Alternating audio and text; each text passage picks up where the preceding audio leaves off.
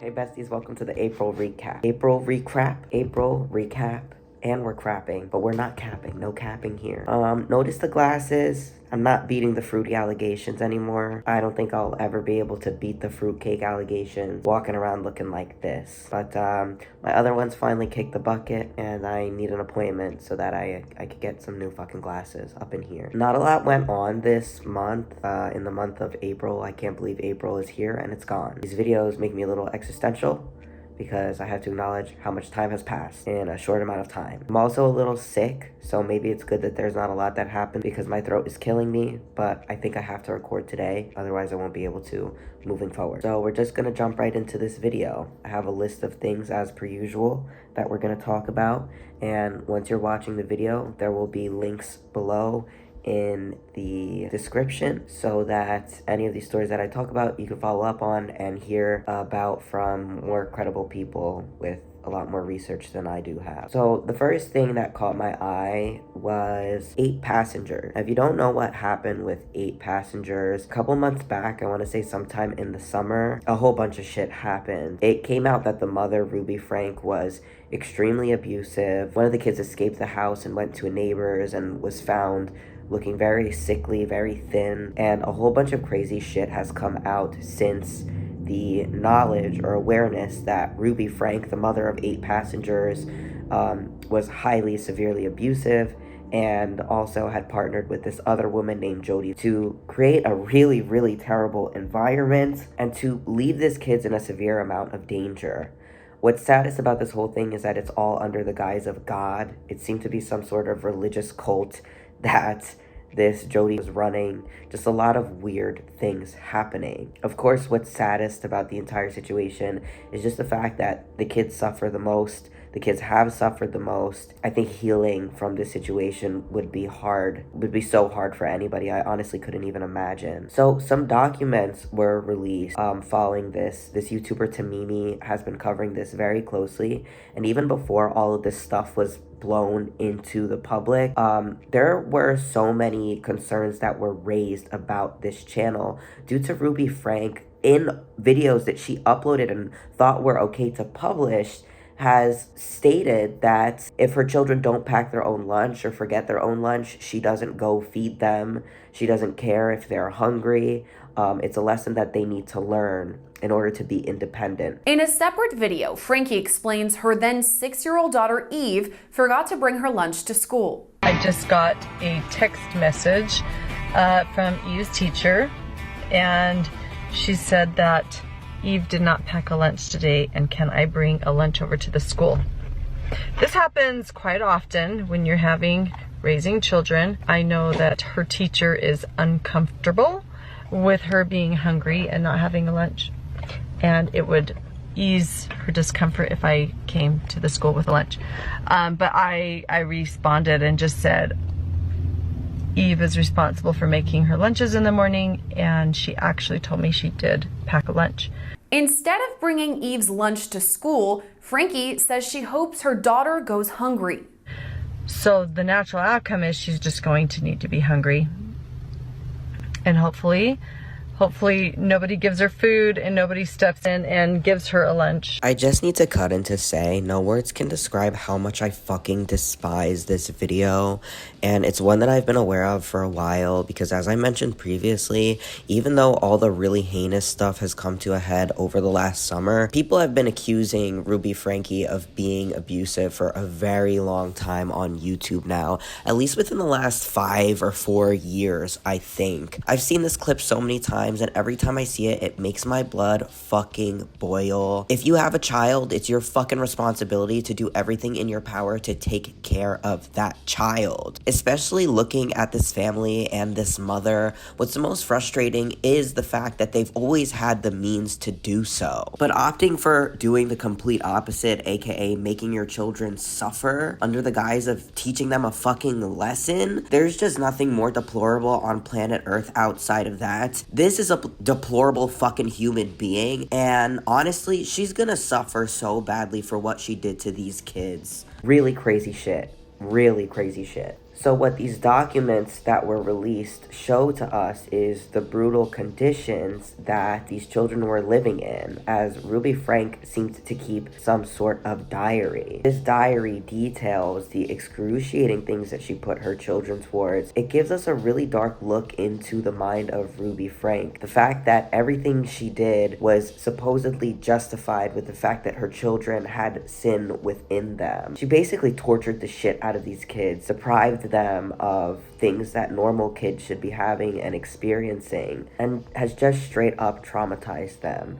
And I'll show you a couple of clips from the video now. I took the kids on an hour car ride. We stopped at the lake. I shared my love for them. We watched a baby cow get loose and walk into the road in front of us. I made the analogy of the not-so-wise calf to them. I was keeping them safe when they want to run into the road. We drove up to a store. I bought a volcano pie. I told the kids the pie was for Jody for her home, care, and time. R appeared enraged. I would too if my mother was starving me while buying somebody else a pie. E was manipulative. This is the day E anticipates breaking her 2-day fast. When we get home to Jody, I let R know she has hardened her heart and will do one more day of fasting to invite her to humble. E flips out and begins ranting. She refuses to get up. She lies on the floor all day speaking dishonest chants. Because Jody is on the phone with clients, I don't go in and match her level of aggression. Is this to imply she has during times Jody was not on the phone? All day, E makes rhymes about, my mom is starving me and calls it fasting. My mom won't lift 2 fingers to bring me food because all she does is lie on the bed and eat brownies. My mom says she is the most loving mom in the world, blah blah blah. If I can't ever go home, then what's the point of being obedient? I'm going to run away. Jody helped me intervene after work. Allowing lies to be spewed gives the devil a platform. Articulating lies reinforces possession. The longer the lies are allowed to be spread, the longer the intervention and physical intervention needs to be. I cut off more of E's hair. We doused her with water in the dog wash. Did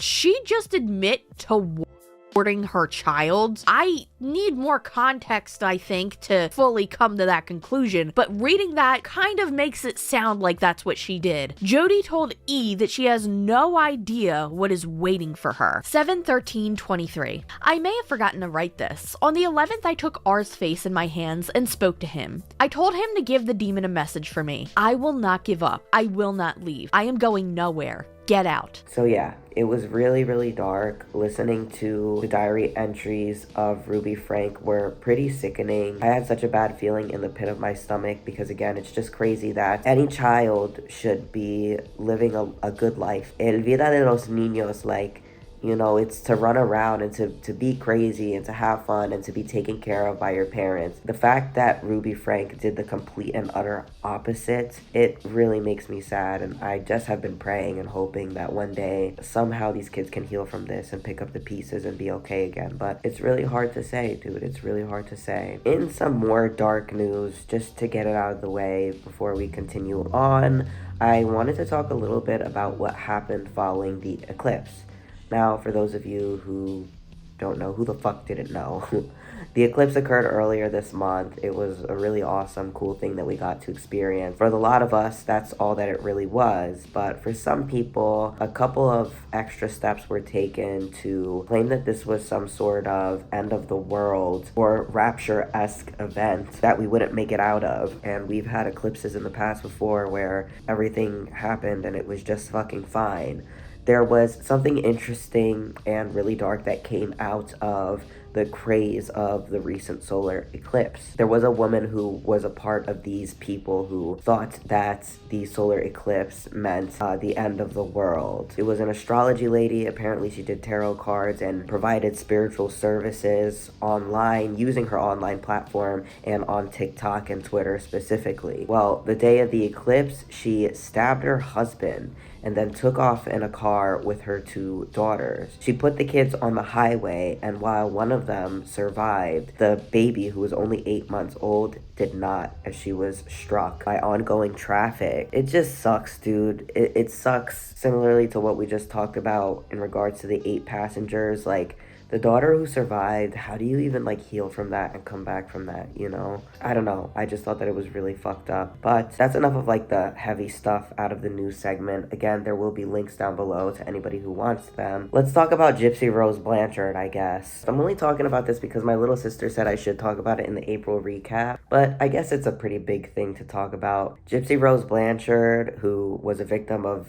Munchausen by proxy syndrome. This was a completely healthy baby girl, but her mom paraded her around as though she was a cancer survivor or a child who just had so many problems that the doctors could never figure out exactly what. The mother made Gypsy eat through a feeding tube even though she could eat just fine, made her go around in a wheelchair even though her legs were completely fine.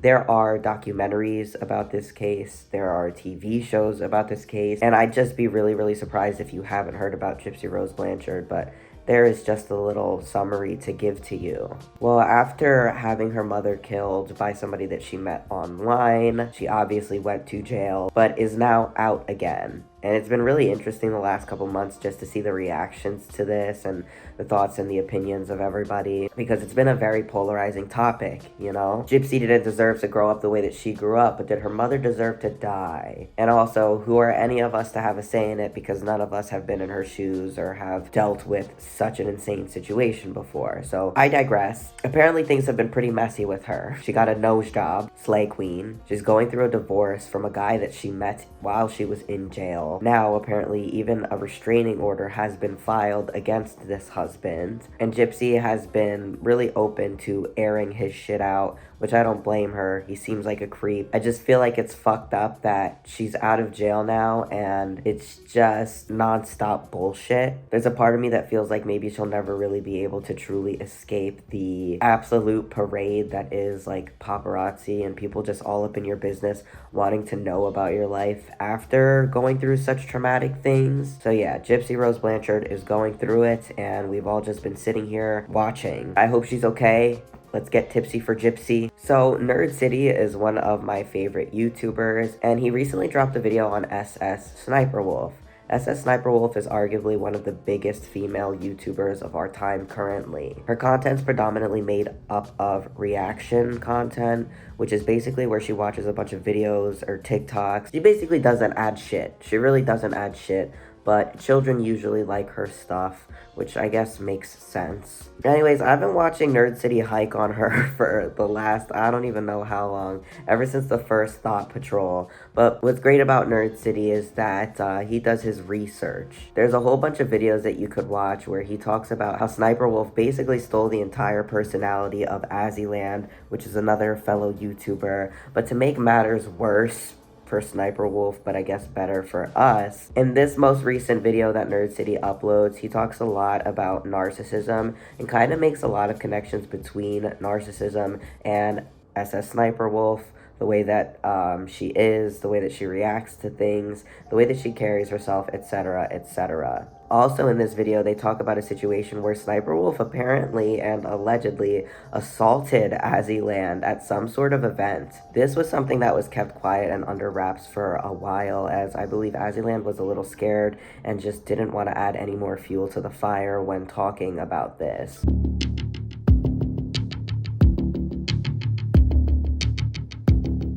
They were like in a circle, and I walked to the bathroom, and then when I was walking back, I saw them, and they're like, "Hey, Azzy," and then I was like, "Snarf was there," and I'm like, "Oh, you know what? Just be nice." They just walk over, and then I go in there, and I got really awkward, so I started like just telling an embarrassing story of myself, and she just like is looking at me, she's silent, and she's like angry, and then she like lunges at me, and I don't remember like exact details because it was just fucking terrifying. Got in between and like pulled her off me, and then they took her back into the room, and then I was out there and they were like, "What the was that?"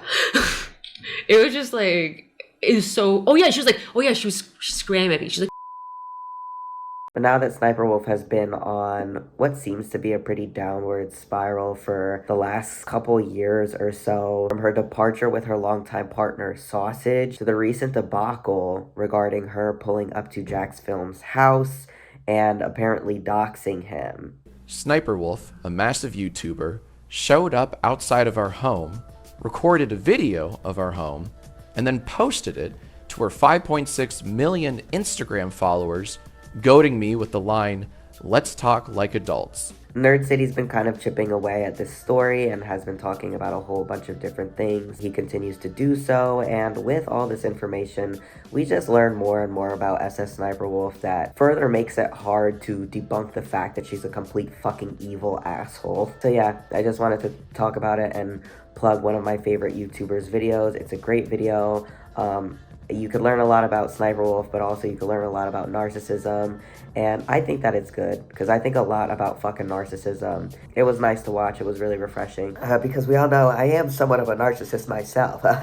Our last topic for today, Fresh and Fit, the Fresh and Fit podcast. Have you ever heard the Fresh and Fit podcast? Is that your jam? Is that your shit? Mine too. You know, an alpha male like me who is beating the fruity allegations, okay? I am a cis straight male, okay? I am the epitome of masculinity, alright? I watch Fresh and Fit, okay? Yeah, those are my boys. Obviously, that was a gag. Fresh and Fit podcast is what they deem red pill content. A podcast of two chuckleheads that are pretty balls deep in the manosphere for a couple of straight dudes. The manosphere is basically a bunch of dudes trying to ruffle their feathers and compete to be the absolute manliest man, of course, by using means of severe misogyny. These guys will usually have a bunch of girls on their show, but the girls are basically there as props or are made to look like they're fucking stupid. She should not have an Instagram. That's cheating. In my opinion, I think a woman having an Instagram is 100% cheating, especially if she has scantily clad photos of herself on the internet and she's not making money off of it, which a lot of women tend to do. And I think for women, attention is like sex for men. You know, women love that attention from the opposite gender. And if you got a serious relationship with a girl and she still has a for sale sign on her neck, I think that's very disrespectful.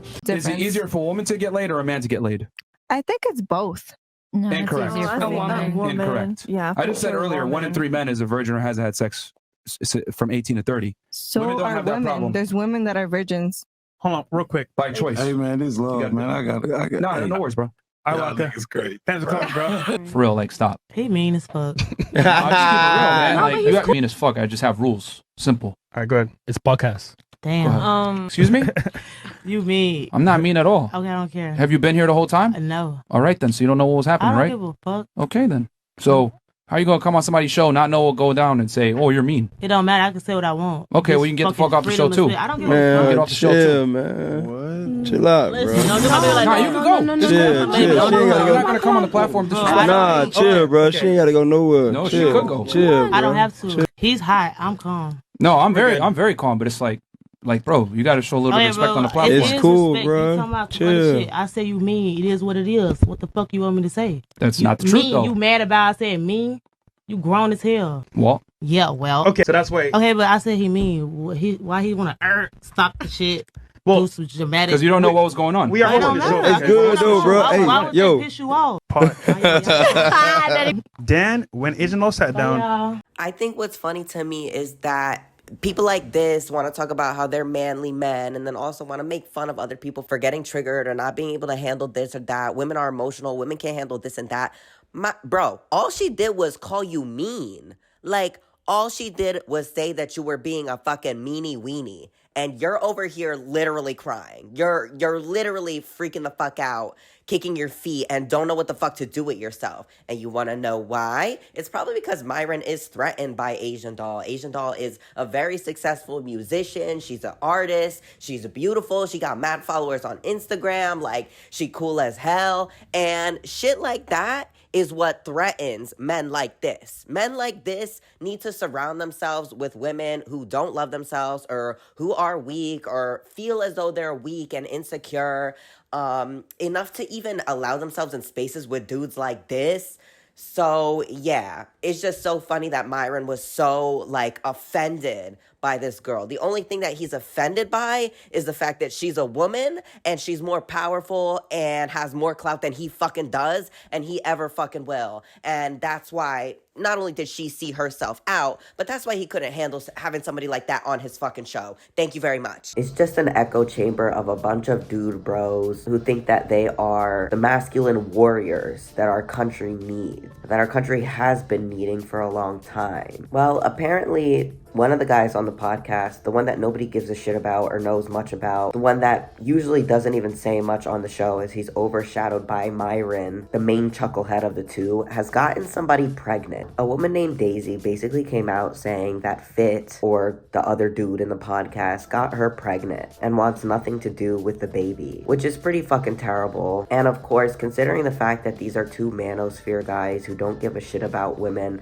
I mean, are we really surprised that this guy is gonna knock a girl up and then act like he doesn't know her or it didn't happen? Of course, everything is alleged as things are still coming out, and even though Daisy has provided a lot of proof, there are still a lot of questions that people have, and apparently the proof isn't exactly definitive. Daisy says that originally she was love bombed, as he said that he wanted to be with her, stay with her, be faithful to her, vice versa. Things apparently went on for a couple weeks as though the couple was living in paradise until he began to go missing. Later, Daisy would find out that he was cheating on her with multiple women, which again, dark stuff, but not really surprising.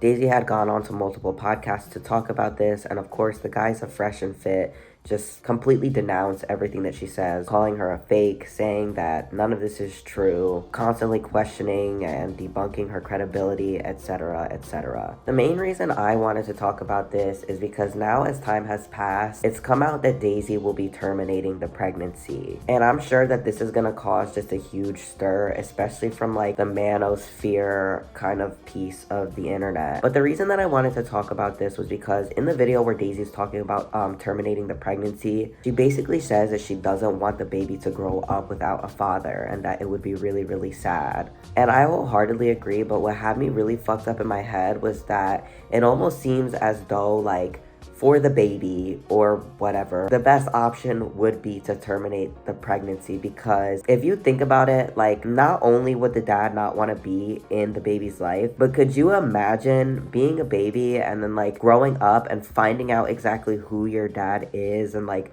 what he does for a living, which is basically just like shit on women, have zero respect for them, be a complete and utter womanizer, and then also wants nothing to do with you as their literal child. I think you'd basically be creating a fucking serial killer or something along those lines. I think it would be a recipe for absolute disaster. And there's not a single bone in me that could blame Daisy for this decision. Like, yeah, it sucks when fathers aren't present. We know that this leaves long-lasting scars on people. It destroys the trajectory of their lives, the perception of themselves, relationships, and the world around them. But could you imagine, like, on top of all that, you know your father. He's like a niche internet micro celebrity with money and fame, but this is how little he disregards you. And all of this drama would have been online as well. Like, imagine being a baby and coming into this world, growing up and realizing that your birth was a fucking speculation within itself. Your conception was something that was shrouded in utter and absolute chaos. What a lot of people don't realize is that whatever happens when the baby's in the womb can very easily be transported onto the fucking baby. Whatever mom is going through, whatever is happening in the world, whatever mom is feeling, the baby will be feeling. And this can affect not only a pregnancy, but the way that a baby comes out in the future. It's a very deep, spiritual, like, bloodline related process, you know? And again, it's dark that like Daisy doesn't want to keep her baby, but I think the darkest thing about it was how little of a shit the biological father would have given in the case of the entire situation, and if of course allegedly he is the biological dad. So yeah, I don't know, it's really dark, and there are so many times where people are obviously like against abortion and, you know, don't want it to happen. And even Daisy was saying like up until this point that she was going to keep the baby because abortion was like against her religion and her way of thinking and her way of being. But there's just something really heartbreaking about bringing a child into that kind of life. I think a lot of the times that's why people go through with abortion, and I'm sure that right now this is what's going on in Daisy's head for her to come to this conclusion. So yeah, I was thinking pretty critically about that and how crazy the whole situation is, how sad it is at the end of the day that men want to be a man, right, by however the fuck they think being a man qualifies, having mad bodies, having all these women, disregarding women, saying that men can sleep with multiple women and women can't do the same. Like, however the fuck you think you're holding down the fort as a masculine fucking man, it's just really fucking sad to see that a man wants to do everything that comes with being a fucking macho man. Oh, smoking cigars like Andrew fucking Tate. Except for partaking in what arguably is the epitome of how you could be a good man, which is taking care of women and children. Really fucking dark, you know? And men, chivalry, all of it may as well be dead. And then you got me. I'm over here with a coochie. Like, I can fix the fort. I can hold it down. Let's make men great again.